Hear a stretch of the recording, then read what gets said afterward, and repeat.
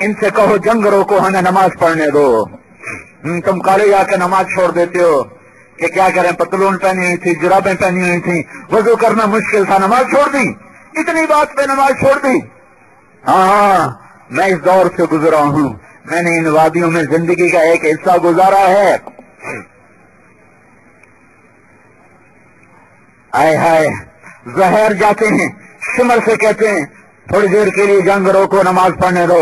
वो कहता तुम्हारी नमाज तो होती नहीं।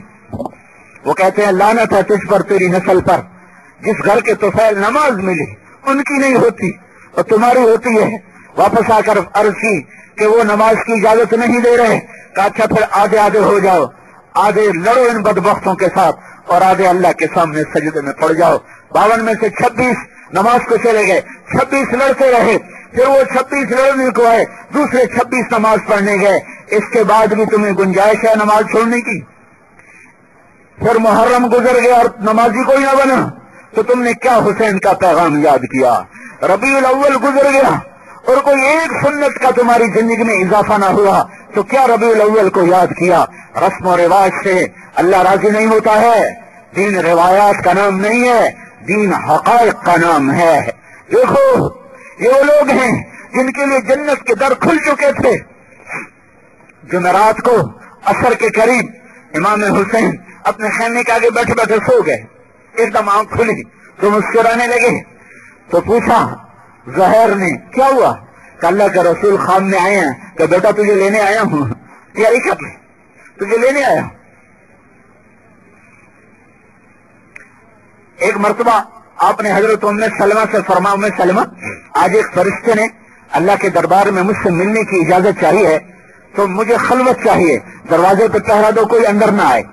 उम्मे सलमा दरवाजे पे खड़ी होगी, आप अंदर। इतने में हुसैन आए कहीं से, देखा अल्लाह के नबी अंदर, तो उन्होंने अंदर जाना चाहा, उम्मे सलमा ने रोकना चाहा, तो उन्हें छलांग लगाई और अंदर। थोड़ी देर के बाद अंदर से अल्लाह के नबी के जोर जोर से रोने की आवाज आई, तो उम्मे सलमा रह न सकी, आप अंदर से तशरीफ ले गई। तो देखा अल्लाह के नबी ने हुसैन को यूं चिमटाया हुआ और ऐसे फूट फूट के रो रहे थे, पूरा वजूद हिल रहा था। तो हजरत उम्मे सलमा रज़ी अल्लाह तआला ने अर्ज की कि अभी अंत व उम्मी, मेरे माँ बाप कुर्बान या रसूल अल्लाह, आप क्यों रो रहे हैं? कहा उम्मे सलमा ये फरिश्ता मुझे बता रहा है कि मेरी उम्मत मेरे इस बेटे को कत्ल कर देगी और मुझे वो मट्टी दिखाई जिसका खून गिरेगा। फिर आपने वो मट्टी हजरत उम्मे सलमा को दी कि ये मट्टी है जिसमें उसका खून गिराया जाएगा। उम्मे सलमा रज़ी अल्लाह तआला अन्हा असल से पहले सोई हुई हैं, ख्वाब देखा अल्लाह के नबी की दाढ़ी में मट्टी, सर पे मट्टी, रंग फीका पड़ा हुआ। कहा या रसूल अल्लाह क्या हुआ? कहा हुसैन का कत्ल देख के आ रहा हूं। हज़रत मक़तला हुसैन, हुसैन का कत्ल देख के आ रहा हूं। उन्होंने उस वक्त में नमाज नहीं छोड़ी, तो प्रोफेसर साहब कैसे कह सकता है मैं क्लास ले रहा था, मैं नमाज कैसे पढ़ता? ये लड़का कैसे कह सकता है मैंने बूट पहने थे, पतलून पहनी थी, मैं नमाज कैसे पढ़ता? ये ना भी पढ़ते तो जन्नत के फैसले हो चुके थे। मैंने बताया नहीं, एक दिन पहले अल्लाह के रसूल कह रहे हैं तुम्हें लेने आया हूं, तैयारी करो। हाँ, करबलाओं में नमाज न छोटे, तुम भरपूर जवानी में नहीं पढ़ते हो, अजान सुन के नहीं जाते हो। 100 में 5 आदमी मुश्किल से नमाजी हैं, 95% नमाज छोड़ चुके। तो ये पैगाम है, मैं किस्सा सुना भी नहीं सकता हूं, जिगर गुर्दा चाहिए। ये पैगाम है कि इस हाल में भी अल्लाह के दरबार में सजदे किए जाते हैं। बहते खून के साथ तीरों की बारिश में सजदे हो रहे थे, नमाज पढ़ी जा रही थी और असर की नमाज का वक्त दाखिल होने से पहले पहले अल्लाह के पास पहुंच गए। सारा खानदान जबा हो गया है, लेकिन अल्लाह को नहीं छोड़ा, अल्लाह को पाया। हुकूमत गंवा दी, मुल्क गंवा दिया, सारा खानदान। इमाम ज़ैनुल आबिदीन बच्चे थे, अकेले हुसैन की नस्ल से जिनसे नस्ल चली, वो सारी रात रोया करते थे, सारी रात। अल्लाह ने उनको बाद में बहुत इज्जत, रिस्क, सब कुछ दिया। एक दिन उनके गुलाम ने कहा हजरत अल्लाह ने आपको दुनिया भी दी, दीन भी दिया, दीन और दुनिया आपके पास है, आप सारी रात क्यों बैठ के रोते हैं? तो वो फिर रोने लगे और फरमाया ए मेरे भाई, याकूब अलैहिस्सलाम का एक बेटा गुम हुआ था, वो भी वापस मिल गया था और रोते रोते याकूब की आंखें चली गई थी। मैंने तो सारा खानदान अपनी आंखों के सामने ज़बह होते देखा है, मैं कैसे आराम की नींद सो सकता हूँ? ये मेरी मौत तक ये आंसू ऐसे ही चलते रहेंगे, यहाँ तक कि मेरा मौला मुझे अपने साथियों के साथ और अपने घर वालों के साथ मिला देगा। कि पैगाम है, पैगाम सुनो, पैगाम सुनो, मकसद सुनो। अल्लाह मतलूब था, कुर्बान हो गए। मासूम बच्चों के सर भी नेज़ों पे चढ़ गए। आखिरी बच्चा जिसको अकेले रह गए, अकेले सब शहीद हो गए, अकेले। तो एक बच्चा था अब्दुल्ला जिसका नाम है, उसको बुलवाया। 2 साल उनकी उम्र थी कि इसको आखिरी दफा देख लूं। उसको देख रहे थे कि तीर आकर उसके गले के भी पार हो गया है और ये सर कटे हैं और ये नेज़ों पर चढ़े हैं। और हज़रत ज़ैनब ने जब धड़ देखे कटे हुए, सर देखे चढ़े हुए, तो उन्होंने सदा बुलंद की, या मोहम्मदा, या मोहम्मदा, ए मेरे हबीब, ए मेरे नबी, ए मेरे नाना, आओ देखो, हादा हुसैन बिल आरा मुज़म्मिल बित्तिमा मुक़त्तअल आदा। आज देखो तेरे हुसैन ने सुर्ख जोड़ा पहना हुआ है, आज इसका जोड़ा इसके खून के ताने बाने से तैयार हुआ है। आज फूल की पत्तियों की तरह इसका जिस्म बिखर चुका है, घोड़े चला दिए थे लाश पर, और आज इसका सर नेज़ों पे चढ़ा हुआ है।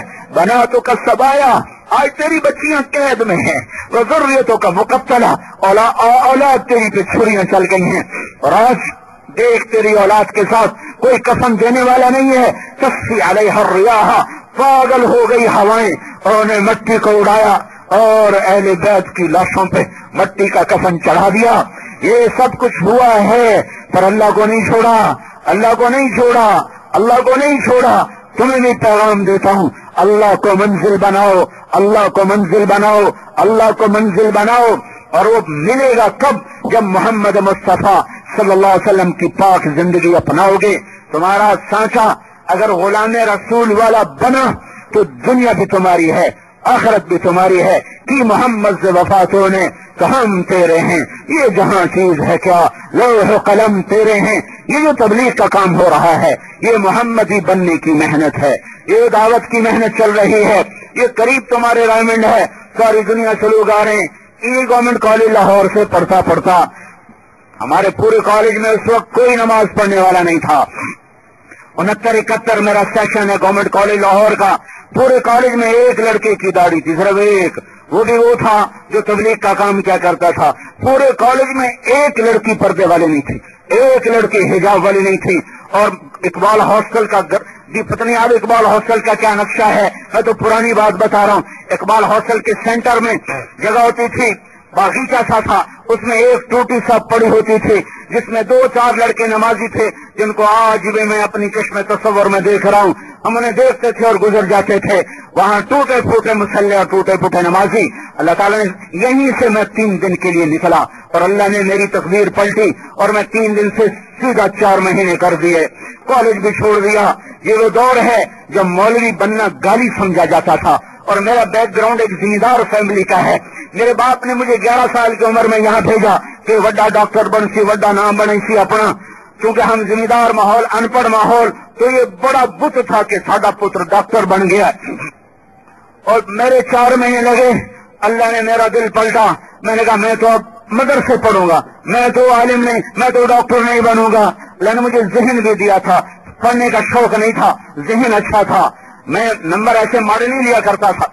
लेकिन जब अल्लाह ताला ने इधर फेरा, मैं कहा मैं तो अब मदरसे पढ़ूंगा। तो उस वक्त मदरसे का नाम लेना एक जिम्मेदार घर में एक गाली था, गाली। हमारे यहाँ मौलवी का मकाम कमी का था, कमी मौलवी होता था।